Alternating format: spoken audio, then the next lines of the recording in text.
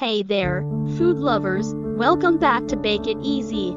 Today, we're diving into the art of making one of the most beloved breakfast staples, bagels.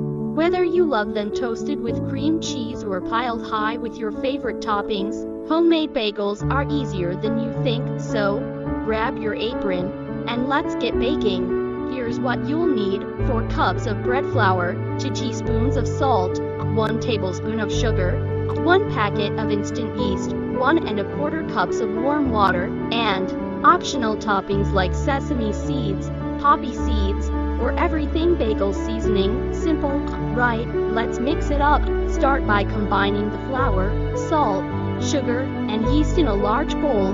Give it a quick mix to evenly distribute everything. Now, slowly add warm water. This is the magic ingredient that brings our dough to life. Here comes the fun and slightly messy part. Mix until it forms a shaggy dough, then knead it on a floured surface for about 8 to 10 minutes. You'll know it's ready when it's smooth and elastic, like this. Now, let's let the dough rest. Cover it with a clean kitchen towel and let it rise for about an hour until it doubles in size. While we wait, let's talk toppings. What's your go-to bagel topping? Drop it in the comments below. I'm team everything bagel all the way. Our dough is ready. Punch it down to release the air, then divide it into 8 equal pieces. Roll each piece into a ball and poke a hole in the center with your finger.